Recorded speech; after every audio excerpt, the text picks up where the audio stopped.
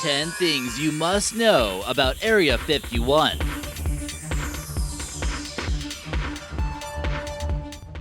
Number 10. Location. American Eye is presenting to you the information you've been looking for. But the real question is, can you handle the truth? No one knew Area 51 existed until 2013, and it's been one of the worst kept secrets by the US government. But it was eventually revealed due to the Freedom of Information Act declassifying documents about it, or at least the documents they're willing to release. It's found about 83 miles northwest of Las Vegas at the National Nevada Test Site, where 739 nuclear tests took place. The origins of where Area 51 gets its name is unclear. Most believe that it's from a grid system of uninhabited land used by the Atomic Energy Commission, and that land was simply listed as 51. It was nicknamed Paradise Ranch and Dreamland when it first opened in 1955 in order to attract talented scientists and engineers. The harsh desert land surrounding this secretive military base seems to be enough to keep most people away, for the most part. Number 9. The Camo Dudes. The security and surveillance around this stretch of land seems to be mysteriously high if it were just any normal military base, and it's one of the largest no-fly zones in the US. It's not just the Air Force that's stationed here. Private contractors, who most likely receive higher wages to protect this land, known as Camo Dudes, watch anyone who ventures close to the base like a hawk. This essentially gives them the ability to use deadly force if you dare cross the line and not technically be associated with the Air Force. They're believed to be associated with the URS Corporation, who protects NASA facilities. The Camo Dudes are often spotted in desert camouflage with bulletproof vests, and they certainly don't like sightseers or extreme tourists who think it's cool to get a photo with the sign. The Camo Dudes might not know exactly what's going on at the base, but they're paid to protect it at all costs. They monitor the border 24/7 with cameras and have perfect vantage points to take anyone out with a sniper rifle behind the desert shrubs. It's reported that 2 to 3 people each month cross the line, and they're either given a $500 fine or shot and fed to the aliens. Number 8. More security. For most people, the miles upon miles of desolate desert land with steep, jagged, unnavigable mountains would normally be enough to keep 99.9% of the population from even considering a trip to Area 51. Coming here on foot is practically impossible, and the terrain is certainly not in your favor. In case you think you can somehow get past the Camo Dudes and into the desert terrain, don't forget that Area 51 is conveniently located next to a massive drone facility as well. No more than 50 miles south lies Creech Air Force Base, and about 80 miles south lies Nellis Air Force Base. They would be more than happy to spot Area 51 trespassers while testing out some of their unmanned aerial vehicles, such as Predator drones or other various fighter planes. You better believe these drones are equipped with thermal and night vision capabilities, as well as heat-seeking missiles. The dirt trail leading to Area 51 contains motion detectors, and attack helicopters could track your every move. Don't even think about trying to fly here. This is some of the most restricted airspace in the country, and authorities will be aware you took this route. There have been cases of people trying to fly within a mile and getting chased down by F-16s, but they'll certainly receive a verbal warning to turn around as quickly as possible. Number 7. U-2 program. The government claims the heavily guarded isolated base is simply for testing out new aircraft. The facility we know of as Area 51 was used by the CIA and Air Force to test out the U-2 spy plane originally in 1955. This was during the Cold War, when Americans felt as though they needed to spy on the Soviets in order to keep their country safe. The Russians appeared to be detecting our less advanced spy planes, and something needed to be done in order for them to fly at a high altitude. Early versions of the U-2 saw use in Vietnam, Cuba, China, and the Soviet Union. The government made upgrades to the spy plane in order to make it less detectable, and this was known as Project Oxcart. It eventually led to the development of the A-12 spy plane that was manufactured in Burbank, California. In order for it to be transported successfully to Area 51, the government transported it in this strangely shaped container that you can tell looks a little bit suspicious. Number 6. Stealth developments. Imagine being a pilot in 1967 and hopping into a cockpit of an A-12. You would be completely stunned by its advanced appearance. 10 years before, we were using clunky spy planes such as the B-36, and it's clear that a huge evolution in aircraft was taking place, and it all seemed to start at Area 51.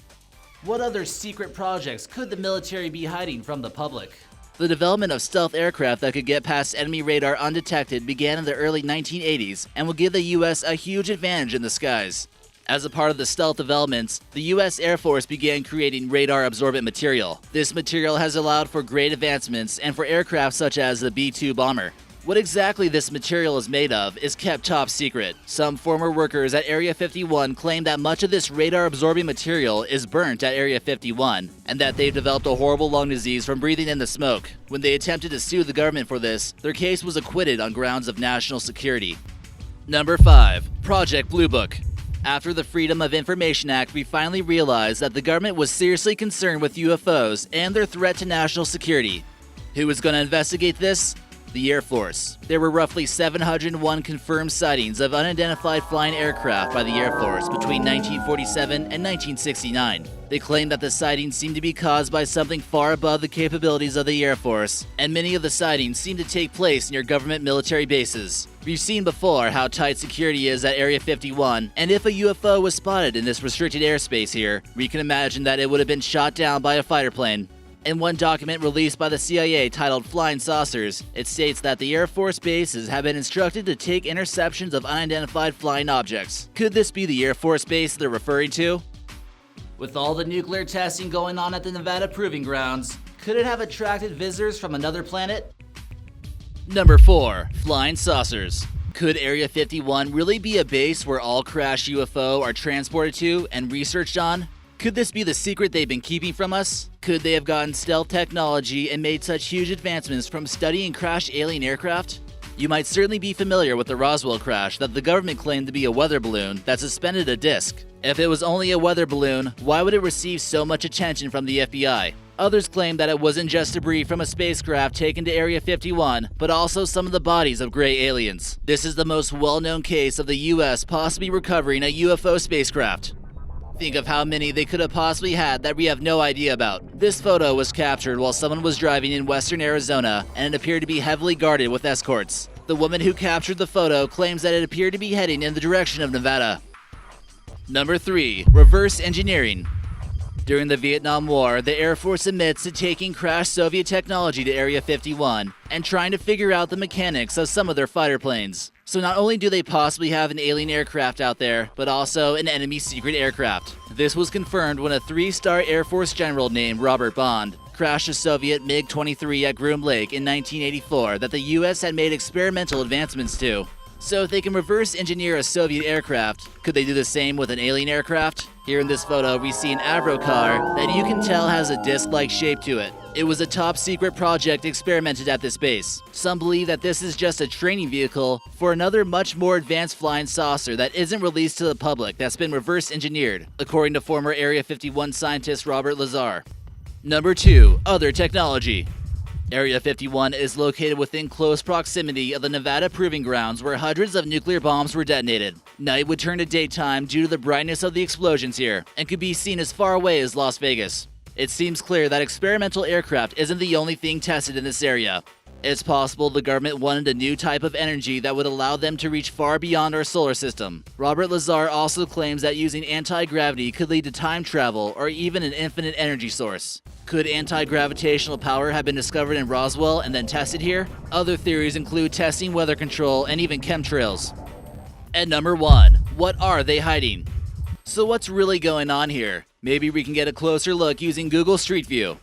What's this flying saucer doing here? Do you think this is a joke, Google Maps? But after looking closely on Google Maps, we can certainly tell it's a large facility with plenty of cars, passenger aircraft, helicopters, and long runways. However, some claim that the real hangars with the more advanced aircraft are actually camouflaged with a mountain over the top, and you can't spot them very well with the satellite, kinda like in this photo. Some claim that the reason Area 51 isn't completely censored on Google Maps is because the vast majority of the base still lies underground. The basic above-ground base is simply just a front for the vast complex of tunnels, large storage facilities, and laboratories. Some claim that the laboratories below store extraterrestrial bodies and things that look like fish tanks, like we see in this photo.